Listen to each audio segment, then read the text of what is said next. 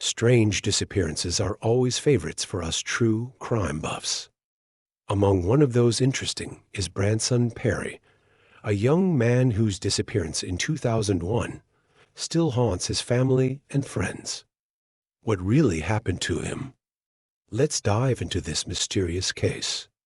Today, we're shining a light on the intriguing and heartbreaking case of Branson Perry.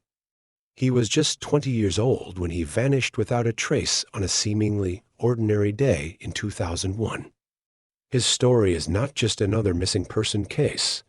It's a chilling reminder of the countless unresolved disappearances that leave families in agony.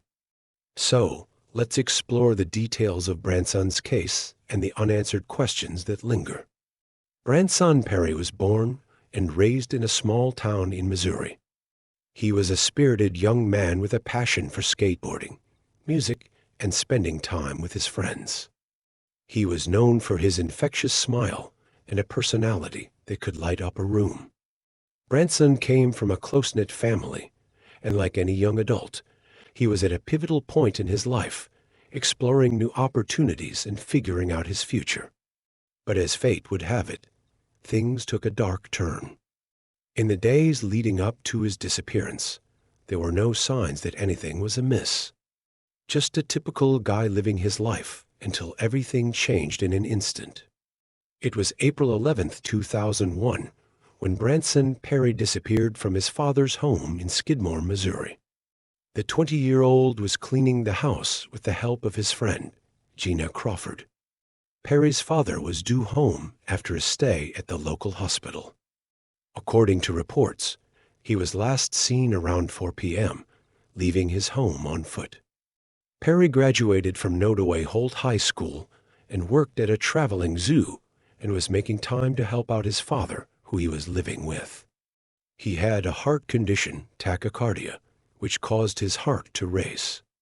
It was that on April 7th, just days before his disappearance, that Perry was visiting a neighbor, Jason Bierman. Bierman allegedly drugged Perry and assaulted him. Perry told his father about the incident once the drug had worn off.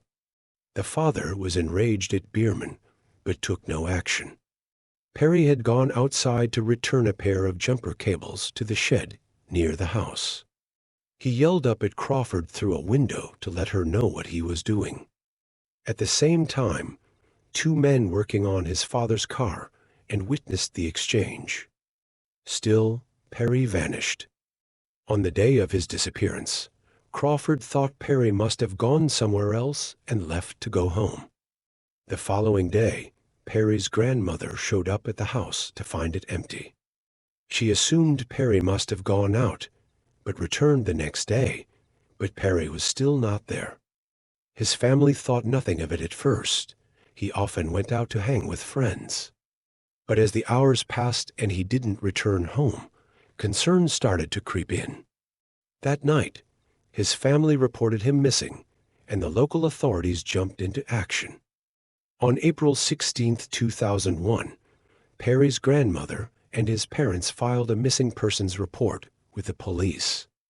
Since all of Perry's belongings were still there, the police suspected foul play. Police launched a search covering a 15-mile radius around Perry's home, but to no avail. Initially, the police were unable to find the jumper cables, but 2 weeks later, they were in the shed. What followed was an intense search effort. Law enforcement scoured the area, interviewing friends and neighbors, and even conducting search parties. They found his skateboard and some personal belongings near a nearby creek, but there were no signs of Branson. More than 100 people were interviewed over the course of the next month and a half. It came to light that Perry had been experimenting with marijuana and amphetamines. A family member said that Perry had a bottle of Valium on him that day he vanished.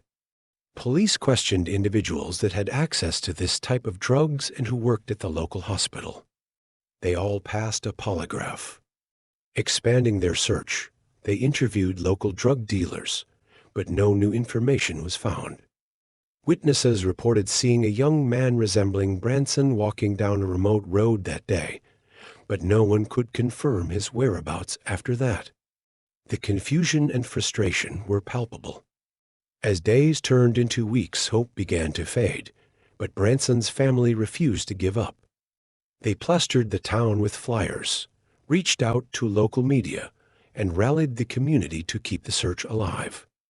As time went on, the investigation faced several twists and turns. Leads dried up, and the case began to grow cold. The question that haunted everyone was, where could Branson possibly be? It was a nightmare that no family should have to endure. In 2003, new information would come to light. Boy Scout leader Jack Rogers and a Presbyterian minister were arrested for trying to perform surgery on a trans woman. Rogers was charged with practicing medicine without a license and first-degree assault. When police searched Rogers' belongings, they found evidence of even more crimes. On his computer were online posts that described torture, taking someone's life, and cannibalism. On one of his posts, he told of taking the life of a blonde hitchhiker and burying him in the Ozarks. Rogers said the posts weren't real, but just fictional writing exercises. Since no evidence was found linking Rogers to Perry, he was no longer considered a suspect. The police had a new tip in 2009 and began excavating a site near Skidmore, Missouri. They also searched an abandoned well. No remains were found. In 2022, the Nodaway County Sheriff, Randy Strong, said they had identified a suspect, but that more evidence was needed before an arrest could be made. Today, the investigators believe Perry is deceased, but without a body, there is little they can do. With no clear leads, they were left scrambling. The small-town police department had limited resources, and the case quickly became a frustrating puzzle. Public interest was high, but without solid evidence, it was difficult to keep the momentum going. Branson's family experienced their own heartache throughout this process. They were bombarded with rumors and speculation, which only added to their pain.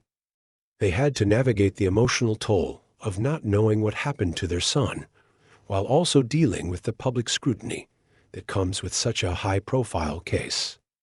The uncertainty felt like a heavy weight on their shoulders, and the fear of never finding answers loomed over them. Fast forward to today, and Branson Perry's case remains unsolved. But that doesn't mean there haven't been developments. Over the years, there have been various tips and leads that have come in, but unfortunately, none have led to a concrete resolution. However, Branson's family continues to advocate for his case, keeping his name in the spotlight and working with cold case organizations to generate more awareness. So, what can we take away from Branson Perry's story? It's a powerful reminder of the emotional impact that unresolved disappearances have on families. Branson's loved ones continue to search for answers, clinging to cherished memories while grappling with the questions that have haunted them for over 2 decades. It's important to remember that behind every missing person case is a family longing for closure, and Branson deserves to have his story told and his case kept alive. If you need help, contact the National Missing and Unidentified Persons System. If you found Branson's story as compelling as I did, I encourage you to dig deeper into the case. Research, share, and spread the word about Branson Perry and other unsolved mysteries. Every bit of awareness helps keep the conversation alive and may just lead to the breakthrough that families like Branson's desperately need. If you anything that could help the family, contact them at Bring Branson Home WordPress. Don't forget to hit that like button, subscribe if you haven't already, and check out our related videos on unsolved disappearances. Together, let's keep these stories alive.